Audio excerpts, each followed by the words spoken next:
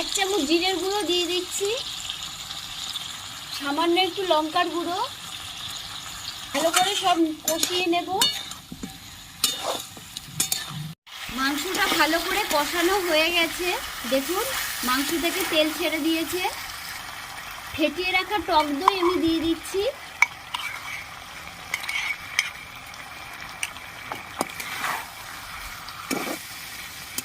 টক দইটা দিয়ে সামান্য একটু কষিয়ে নেব।